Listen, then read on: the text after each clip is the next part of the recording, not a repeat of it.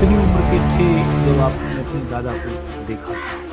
उनका देहावसान 3 दिसंबर सन 1959 को हुआ। इतने बड़े पिता के पुत्र होने और इतने बड़े लोक कवि के पौत्र होने के नाते आपके ऊपर क्या सांस्कृतिक जिम्मेदारी? तो मैं दर्जा 8 में पढ़ रहा था, तभी से लोग रिहर्सल जो आज कहते हैं वो बैठोकी करते थे, तो उसमें मैं जाता था। आपका अखाड़ा किस तरह के कथानकों के लिए प्रसिद्ध था? हमारे अखाड़े में शुरू से ही साहित्य की बाहुल्यता थी। अभी जो आपका अखाड़ा पूरी तरह से आपके जिम्मे है, तो क्या चुनौतियां आप महसूस करते हैं बिरहा के प्रति?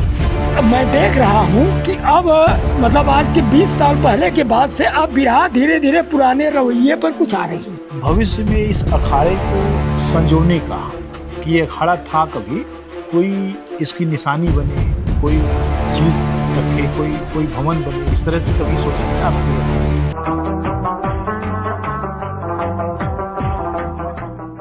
अंबिका महाराज के अखाड़े की पगड़ी फिलहाल उनके पौत्र हनुमान त्रिपाठी के सिर पर है,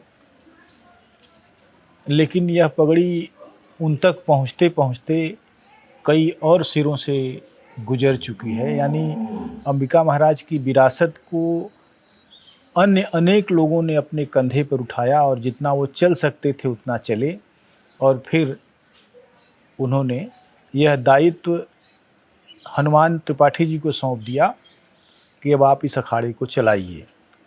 हनुमान त्रिपाठी अपने गांव में ही रहते हैं, पेशे से शिक्षक रहे हैं, बहुत अच्छा बोलते हैं और तमाम सारी चीज़ों पर एक प्रखर समझ रखते हैं। उनका समय बहुत विडंबनाओं वाला समय है, जिसमें बिरहा का उठान लगभग हो रहा है। तमाम बड़े गायक अब नहीं रहे हैं, छोटे गायकों के दम पर अखाड़े अपने जोर को आजमा रहे हैं। लेकिन वो दंगल का ज़माना गया, अब मिलकर बिरहा होता है। दूसरे अखाड़ों के लोग भी, अलग अलग अखाड़ों के दो लोग जब मिलकर बिरहा गाते हैं तो किसी तरह की चुनौती नहीं पेश करते, बल्कि वे एक सहज तरीके से गा कर निकल लेना चाहते हैं। इसलिए अब वह आनंद नहीं है। लोग बिरहा के नाम पर संभवतः अब नहीं जुटते। जहाँ कभी 50,000 की भीड़ होती थी, अब 5,000 की भीड़ तो अभूतपूर्व मानी जाएगी। 500 की भीड़ भी शायद ही होती हो। इसका मतलब है कि बिरहा अपना जादू खो रहा है। बेशक बिरहा ने पूरे भारत में अपना विस्तार किया, अनेक ऐसी जगहों तक पर उसने झंडे गाड़े जहाँ यह कल्पना नहीं की जा सकती कि यहाँ भी बिरहा होगा। महाराष्ट्र के खदानों वाले कई जिलों में बिरहिया जाते रहे और गाते रहे। बम्बई और कलकत्ता जैसे शहरों में बिरहा की धूम मची रहती थी, और कोई भी उस दौर का महान गायक ऐसा नहीं था जो इन दोनों शहरों से ताल्लुक़ न रखता हो। दिल्ली भी बिरहा का एक बड़ा केंद्र बनी कभी, लेकिन अब वो सारी चीज़ें ख़त्म हैं। विरासत के नाम पर जो कुछ बचा हुआ है उससे ज़्यादा बिखरा हुआ है। जिन गायकों के कैसेट बन गए थे उनकी आवाज़ सुरक्षित है, लेकिन जिन गायकों का कुछ नहीं बना, कैसेट नहीं बना, वो महफिल में गाते रहे, उनमें से बहुतों के फ़ोटो भी नहीं हैं। ये तमाम सारे ऐसे परिदृश्य हैं जिनसे हनुमान त्रिपाठी जी भी वाबस्ता हैं, क्योंकि अब उनका अखाड़ा है उनके पास। उनके अखाड़े के एक धुरंधर गायक सारनाथ सिंह के बारे में पता चला कि उनका एक फ़ोटो तक नहीं उपलब्ध है। तो अब दुनिया यह नहीं जान पाएगी कि सारनाथ सिंह कैसे दिखते थे। हो सकता है बहुत सारे और लोगों का फ़ोटो ना हो। तो इन तमाम सारे सवालों के साथ न केवल बिरहा का संसार जो है जूझ रहा है, बल्कि विरासत के नाम पर अगर इस बहुजन विरासत को श्रमजीवियों द्वारा उद्गात जो तमाम सारी जो महान रचनाएं थी उनके बारे में आने वाली पीढ़ियां कैसे जानेंगी, ये चुनौती है। हनुमान त्रिपाठी जी के घर धौरहरा में आज हम आए हैं उनसे हम बातचीत करेंगे। हनुमान जी नमस्कार। नमस्कार, बहुत बहुत धन्यवाद आपको। आपका जन्म कब हुआ, किस सन में हुआ और किस तारीख को? हमारा जन्म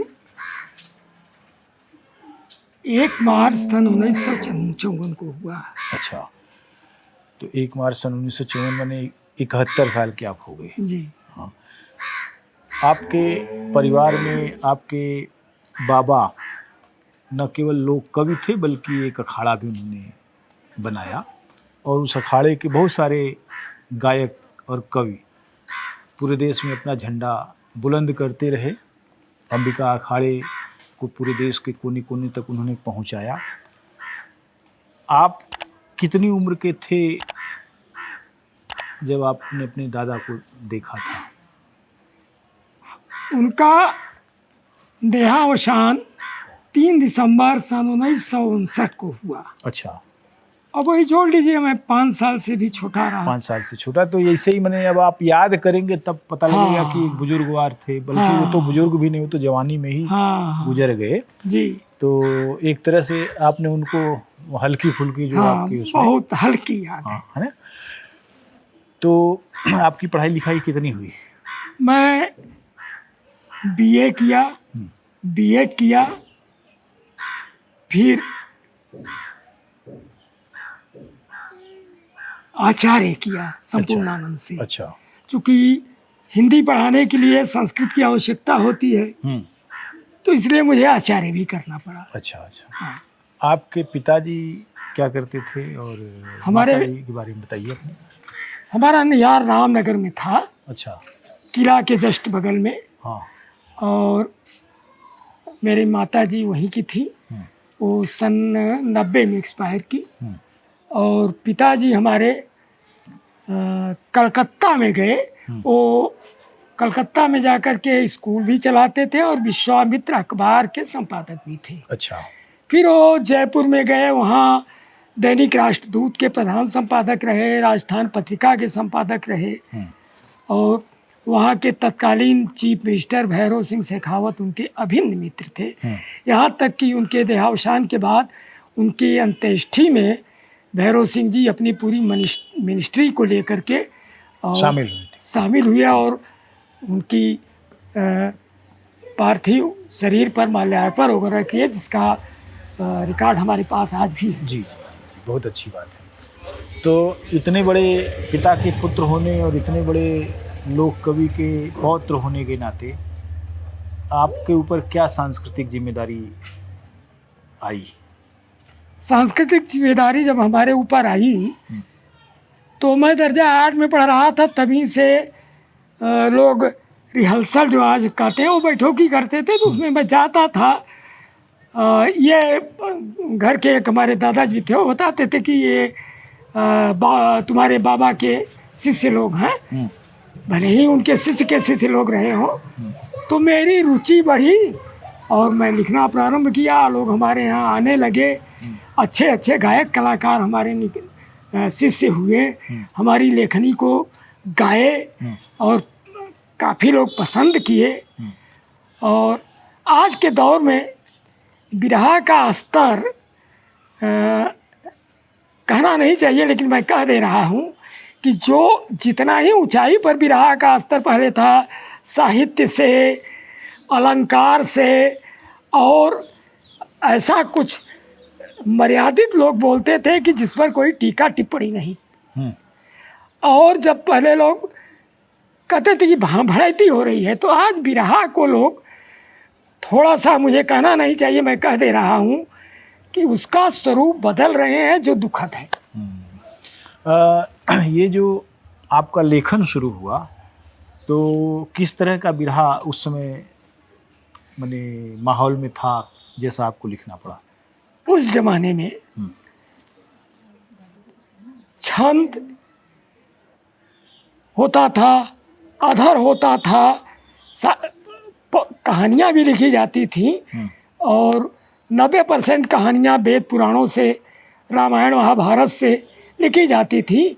लेकिन शायरी के मामले में छंद, रसना गहन, सारंगी, अधर, जंजीरा, अष्टव्यूह मंडल, तो ये सब हमारे अखाड़े में पहले से लोग लिखे थे, लेकिन मुझे भी लिखना पड़ा।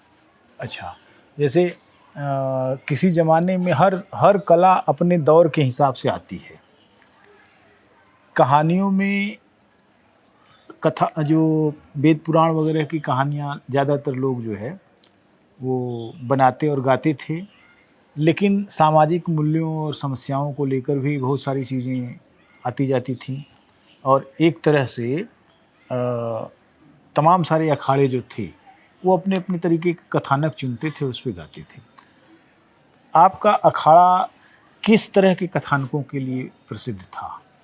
किस तरह के बिरहे यहाँ लिखे? देखिए, हमारे अखाड़े में शुरू से ही साहित्य की बाहुल्यता थी, और जो भी कवि हुए हमसे पूर्व, वो लोग इसको मुख्य रूप से साहित्य को अपनाए, साहित्य को ही अपना धरोहर समझ करके बिरहा में कठिन से कठिन हिंदी के शब्दों का प्रयोग किए। वैसे तो उर्दू में भी लिखे हैं, इंग्लिश में भी लिखे हैं, और प्रत्यक्ष और परोक्ष दोनों रूप से दार्शनिक भाव को प्रस्तुत करके दर्शाते थे, जो लोगों के हृदय को छूता था, और विद्वज्जन उनको समझ करके काफ़ी प्रशंसा करते थे।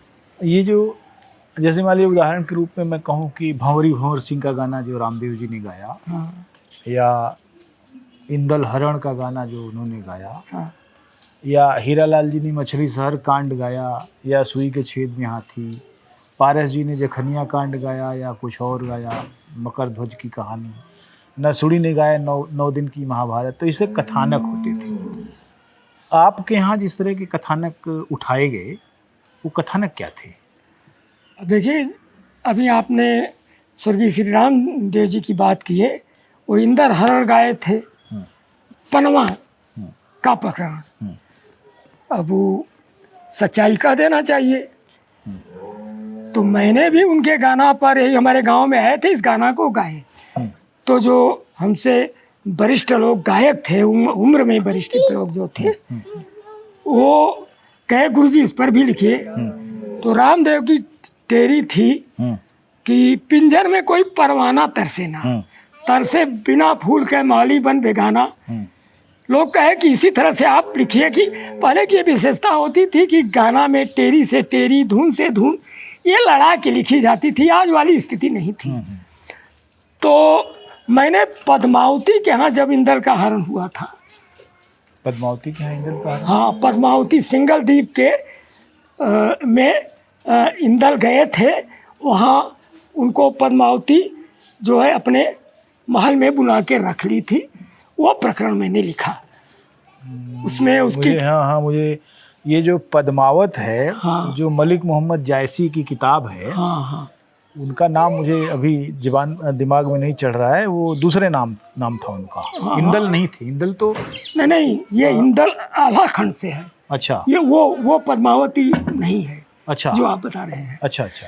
तो उसमें उनकी टेरी थी कि पिंजर में कोई परवाना तरसे ना, तरसे बिना फूल के माली बिन बेगाना। हमने लिखा कि फना की रस्सी तोड़ा, सुन बिरहीन का ताना, दीवाना दिल दर्पण में छुप गया। अच्छा, तो इस तरह से आपने अपने को स्टैंड किया कि हम भी समानांतर हैं। हाँ, है? इस गाना को हम इतना, हमारे शिष्यों ने गाया। सबसे ज़्यादा किसने गाया? सबसे ज़्यादा इसको उदयराज जी गाए। अच्छा। एक रामअवतार यादव थे तरियारी के, किराकत के पास, वो गाए। एक ककरैया पर के श्री राम यादव थे, अभी हैं वो गाए। एक महाराष्ट्र में चन्नर खलीफा करके थे, वो गाए। एक मिठाई लाल पटेल जी थे बम्बई में, वो गाए।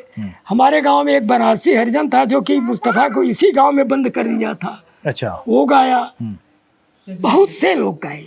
आप मुझे ये बताइए कि आमतौर पर जो बिरहा होता है उसमें ध्यान किस चीज़ का रखा जाता है, केवल मनोरंजन का या कुछ और चीज़ों का? नहीं, देखिए, जैसे कोई हास्य रस की बिरहा लिखी जाती है तो उसमें मनोरंजन को प्रमुखता दी जाती है।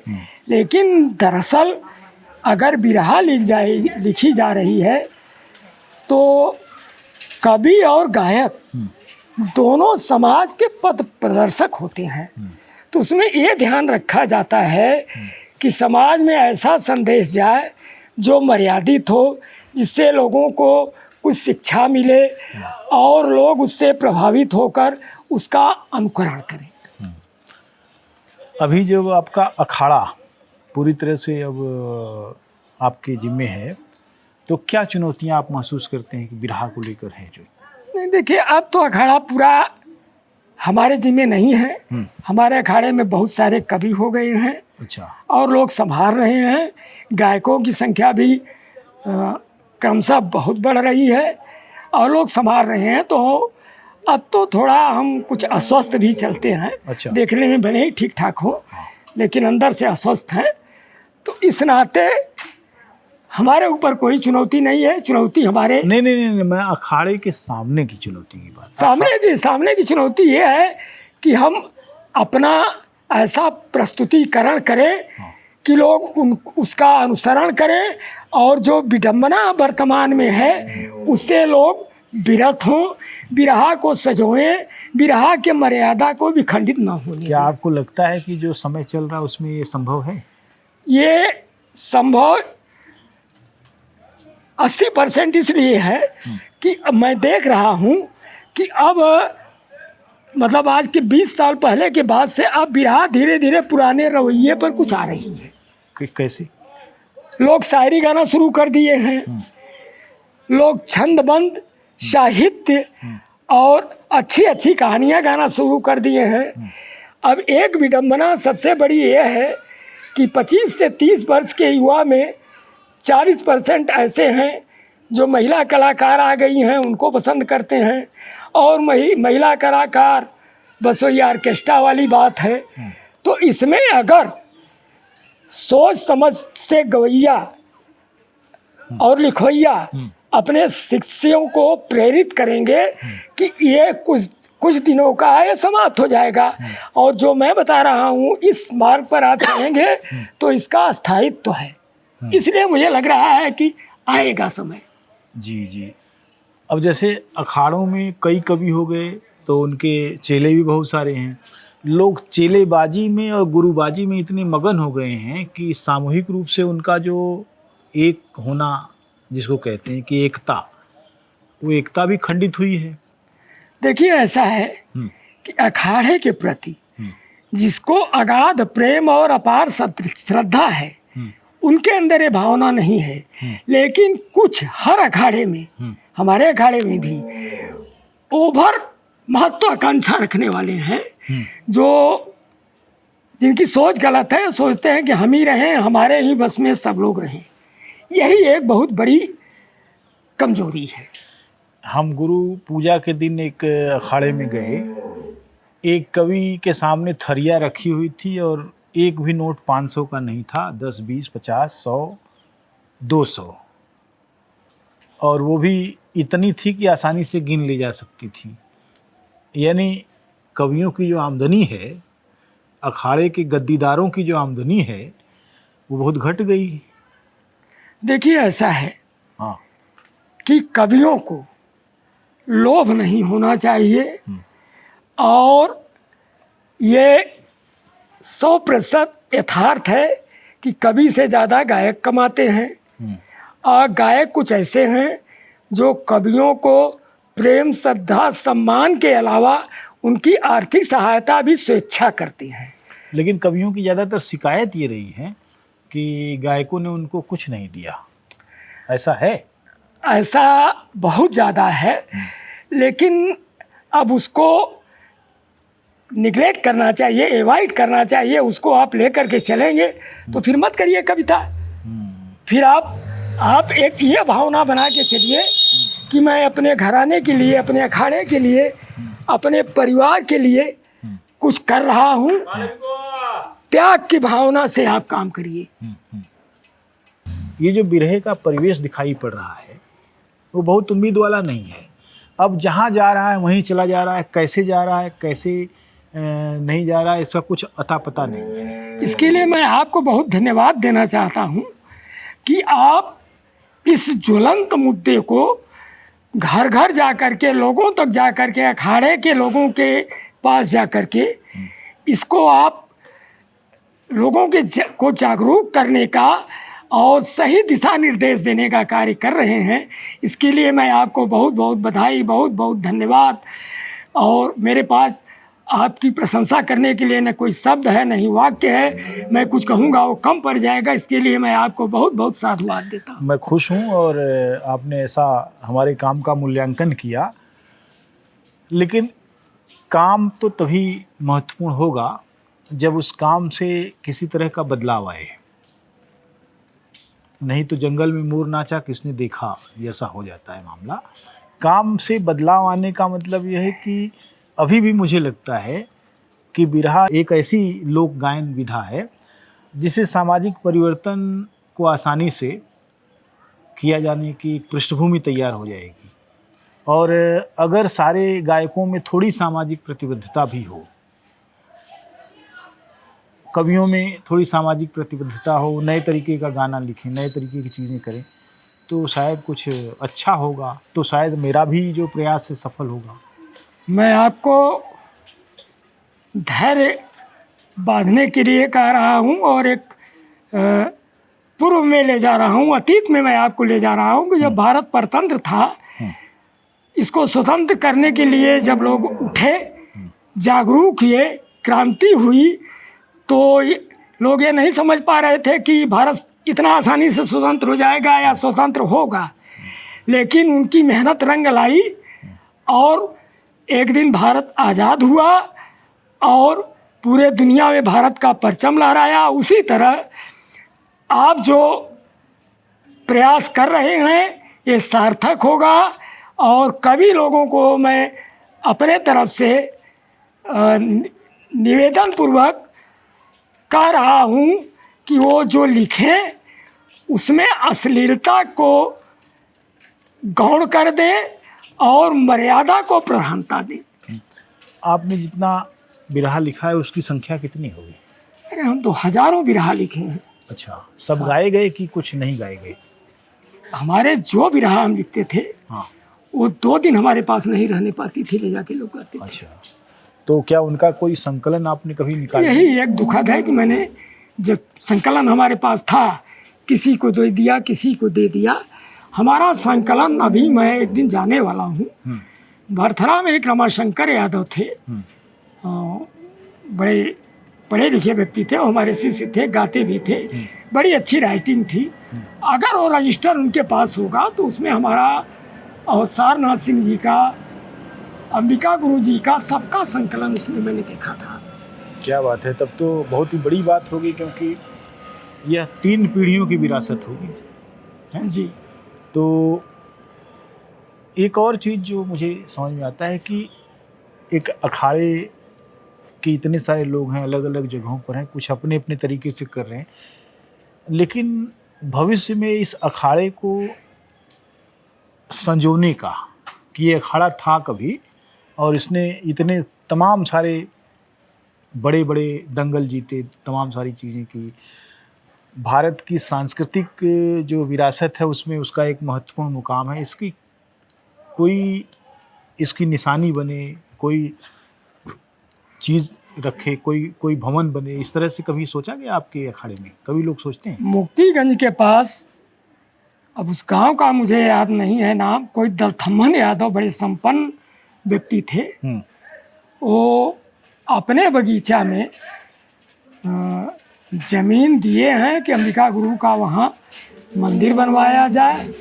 अब वो आप ही के बातों की पुनरावृत्ति मैं कर रहा हूँ कि कुछ लोभी टाइप के लोग 1-2 बार चंदा मांग करके, रसीद कटा करके और कुछ नहीं किए।